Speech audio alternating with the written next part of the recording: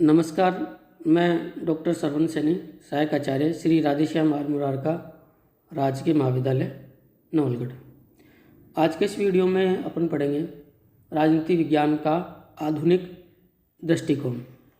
मैंने अपने पिछले वीडियो में राजनीति विज्ञान के परंपरागत दृष्टिकोण पर चर्चा की थी और जो परंपरागत दृष्टिकोण है वो प्रारंभ से लेकर 20वीं शताब्दी के मध्य तक चला।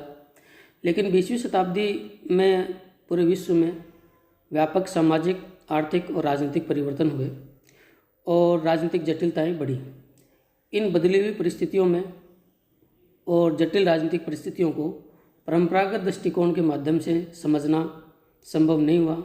परंपरागत दृष्टिकोण और परंपरागत राजनीतिक विज्ञान की अध्ययन पद्धतियों के माध्यम से वर्तमान जटिल राजनीतिक परिस्थितियों में राजनीतिक यथार्थ को, राजनीतिक वास्तविकताओं को समझना संभव नहीं रहा। यानी अपन ये भी कह सकते हैं कि 20वीं शताब्दी की जटिल राजनीतिक परिस्थितियों में जो परंपरागत दृष्टिकोण जो है वो अपर्याप्त हो गया और उसकी अपर्याप्तताओं और कमियों के परिणाम स्वरूप जो है राजनीति विज्ञान में बदलाव की आवश्यकता पड़ी। राजनीति विज्ञान में जो नई अध्ययन पद्धतियों के प्रयोग की आवश्यकता पड़ी। राजनीति विज्ञान में के अध्ययन के लिए जो है वैज्ञानिक अध्ययन पद्धतियों के प्रयोग की आवश्यकता पड़ी। तो इन अपर्याप्तताओं और कमियों के परिणाम स्वरूप जिस नई राजनीति विज्ञान की उत्पत्ति हुई, उसी नई राजनीति विज्ञान को राजनीति विज्ञान का आधुनिक दृष्टिकोण है वो कहा जाता है।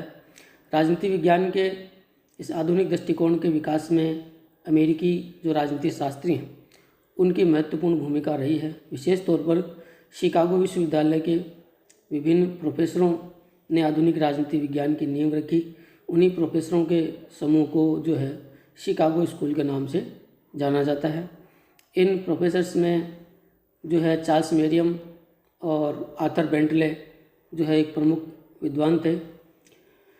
चार्ल्स मेरियम की एक जो महत्वपूर्ण किताब थी न्यू एस्पेक्ट ऑफ पॉलिटिक्स और आर्थर बेंटले की एक जो महत्वपूर्ण किताब है प्रोसेस ऑन गवर्नमेंट। ये माना जाता है कि इनकी दोनों पुस्तकों का आधुनिक राजनीति विज्ञान के विकास में महत्वपूर्ण योगदान है वो रहा है।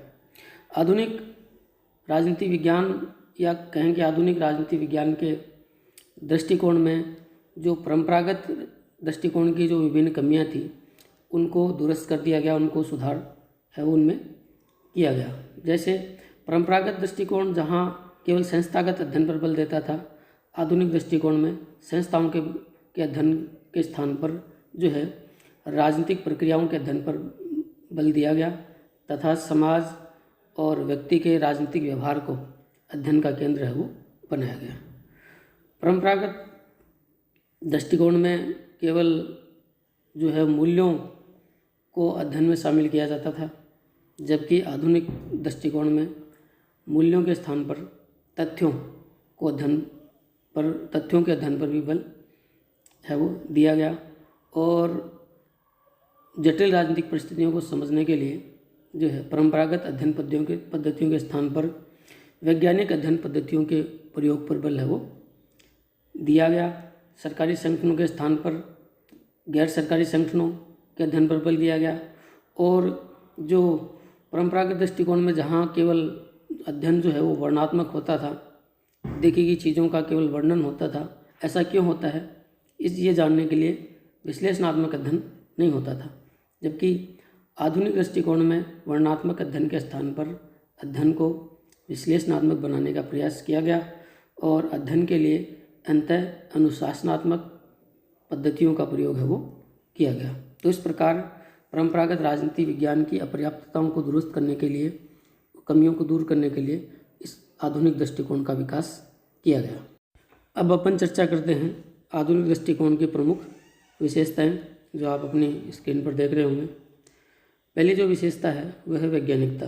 तो जैसा भी मैंने आपको बताया कि परंपरागत दो दृष्टिकोण के माध्यम से जब राजनीतिक अध्ययन होता था तो उसमें वैज्ञानिक पद्धतियों का प्रयोग नहीं होता था, जिसके परिणामस्वरूप राजनीतिक यथार्थ को समझना संभव नहीं था। 20वीं शताब्दी में सभी सामाजिक विज्ञानों वैज्ञानिक पद्धतियों का प्रयोग हुआ। उसकी प्रेरणा स्वरूप राजनीति विज्ञान में भी वैज्ञानिक अध्ययन पद्धतियों के प्रयोग का प्रारंभ हुआ और ये कहा गया कि वैज्ञानिक अध्ययन पद्धतियों के माध्यम से ही जो अपन राजनीतिक यथार्थ को समझ सकते हैं। तो आधुनिक दृष्टिकोण की जो महत्वपूर्ण जो विशेषता है वो उसकी वैज्ञानिकता है। इसमें जो राजनीतिक अध्ययन के लिए आधुनिक वैज्ञानिक पद्धतियों और वैज्ञानिक साधनों पर बल है वो दिया गया।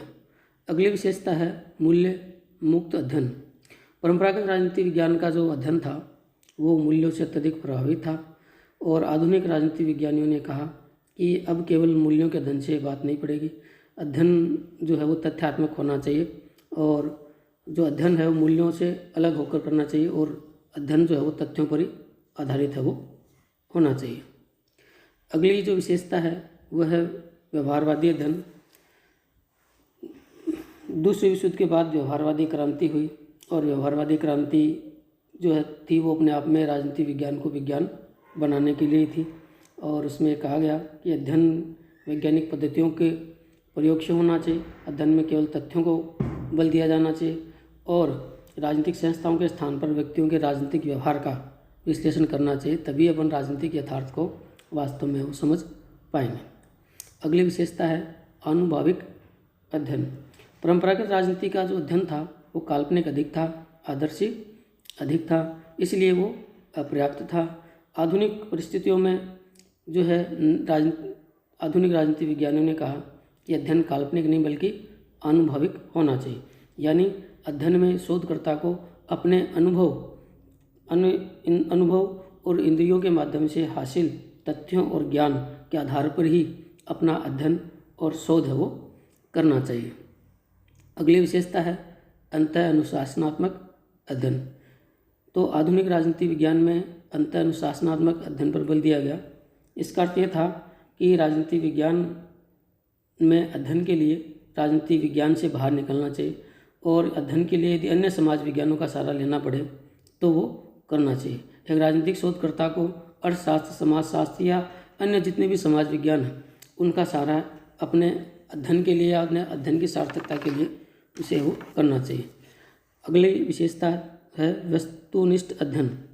जैसा कि मैंने पूर्व की वीडियो में आपको बताया था कि परंपरागत दृष्टिकोण का जो अध्ययन था वो व्यक्तिनिष्ठ था, यानी अध्ययनकर्ता जो है वो अपने अध्ययन में अपने व्यक्तिगत मूल्यों का समावेश भी करता था और वस्तुनिष्ठ अध्ययन कभी भी वैज्ञानिक नहीं हो सकता, कभी भी निष्पक्ष नहीं हो सकता। इसलिए आधुनिक दृष्टिकोण के समर्थकों ने व्यक्तिनिष्ठ अध्ययन को अपर्याप्त माना और उसके स्थान पर वस्तुनिष्ठ अध्ययन पर बल दिया गया। और वस्तुनिष्ठ अध्ययन जो है वो एक ऐसा अध्ययन है जिसमें कोई भी शोधकर्ता होता है वो अपनी निजी मान्यताओं को, अपने निजी मूल्यों को जो है वो अपने अध्ययन से पृथक रखता है और तथ्यों के आधार पर जो चीज़ों को सत्य पाता है निष्पक्षता से उन निष्कर्षों का प्रतिपादन है वह करता है। और अब जो अगली जो विशेषता है वह है अध्ययन मुक्तता। अध्ययन मुक्तता पर आधुनिक राजनीति शास्त्रियों ने बल दिया, जिसका अर्थ यह था कि अध्ययनकर्ता को राजनीति विज्ञान के दायरे में ही बंद कर नहीं रहना चाहिए। उसे राजनीति विज्ञान से बाहर भी यदि कोई अध्ययन सामग्री मिलती है तो उसे वहाँ से उसको प्राप्त है वो कर सकता है और उसको करनी भी चाहिए। ये अध्ययन मुक्ता है। और अगली विशेषता है, अगली और आखिरी विशेषता, अध्ययन में वैज्ञानिक पद्धतियों और तकनीकों का प्रयोग। जैसा भी मैंने पहले भी आपको बताया था कि 20वीं शताब्दी की बदली हुई परिस्थितियों और जटिल राजनीतिक परिस्थितियों को समझने के लिए परंपरागत अध्ययन पद्धतियाँ पर्याप्त नहीं थी। इसलिए आधुनिक दृष्टिकोण में परंपरागत पद्धतियों के स्थान पर अध्ययन के लिए वैज्ञानिक पद्धतियों पर बल दिया गया तथा राजनीतिक अध्ययन और तथ्यों के विश्लेषण के लिए आधुनिक वैज्ञानिक तकनीकों और साधनों के प्रयोग पर बल है वो दिया गया। तो ये है आधुनिक राजनीतिक विज्ञान की जो प्रमुख विशेषताएं। और अब आगे जो है आधुनिक राजनीति विज्ञान के जो समर्थक विद्वान हैं उनके नाम भी आपको पता होने ज़रूरी है कि कौन कौन से विद्वान आधुनिक राजनीति विज्ञान के समर्थक हैं। अब मैं उनके नाम आपको बता रहा हूँ। वैसे तो आधुनिक राजनीति विज्ञान के समर्थकों की सूची बहुत लंबी है, लेकिन जो मुख्य विद्वान हैं जिन्होंने आधुनिक राजनीति विज्ञान के विकास में अपना महत्वपूर्ण योगदान दिया या जो आधुनिक दृष्टिकोण से संबंधित प्रमुख विद्वान हैं उनके नाम मैं आपको बता रहा हूँ, जो आपकी स्क्रीन पर भी दिखाई दे रहे होंगे। जिनमें सबसे महत्वपूर्ण विचारक हैं विद्वान हैं चार्ल्स मेरियम, जो अमेरिका के थे, अभी मैंने आपको बताया था आपको। और अगले जो विद्वान हैं Arthur Bentley, Charles Beard, Lasswell, David Easton, Robert Dahl, Catlin, अमंडोर पावेल, ये आधुनिक राजनीति विज्ञान से जुड़े हुए और उसके समर्थक सबसे महत्वपूर्ण और प्रमुख विचारक हैं। अब जो आगे है, चूँकि आप राजनीति विज्ञान के परंपरागत दृष्टिकोण को भी समझ चुके हैं और आधुनिक दृष्टिकोण को भी समझ चुके हैं, अब अंत में अपन इस विषय पर चर्चा करते हैं कि परंपरागत दृष्टिकोण और आधुनिक दृष्टिकोण में मुख्य अंतर जो है वो मुख्य अंतर है वो क्या है। तो अब अपन चर्चा आधुनिक और परंपरागत दृष्टिकोण के अंतर की। तो पहला जो अंतर है परंपरागत और आधुनिक दृष्टिकोण में, वो परिभाषा के आधार पर है। परंपरागत राजनीति विज्ञानियों ने राजनीति की परिभाषा दी थी कि राजनीति में जो है वो राज्य और सरकार के अध्ययन तक की राजनीति है वो विज्ञान सीमित है, जबकि आधुनिक विचारकों ने ये माना कि राज्य और सरकार ही नहीं बल्कि मनुष्य का राजनीतिक व्यवहार है वो राजनीति विज्ञान की विषय वस्तु है, इसलिए राजनीतिक व्यवहार को अध्ययन में शामिल किया जाना चाहिए।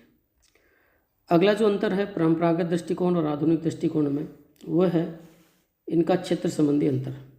परंपरागत दृष्टिकोण में केवल कानून के द्वारा स्थापित संस्थागत अध्ययन पर बल दिया गया, जबकि आधुनिक दृष्टिकोण में संस्थाओं के स्थान पर राजनीतिक प्रक्रियाओं के अध्ययन पर बल दिया गया। अगला अंतर है परंपरागत दृष्टिकोण की जो प्रकृति थी वो दार्शनिक थी, जबकि आधुनिक राजनीति विज्ञान की जो प्रकृति है वो वैज्ञानिक है। अगला अंतर अध्ययन पद्धतियों का है। परंपरागत राजनीति विज्ञान की अध्ययन पद्धतियाँ भी परंपरागत थी, पुरानी थी, अपरिष्कृत थी, जबकि आधुनिक राजनीति विज्ञान की अध्ययन पद्धतियाँ आधुनिक है, वैज्ञानिक है और परिष्कृत है।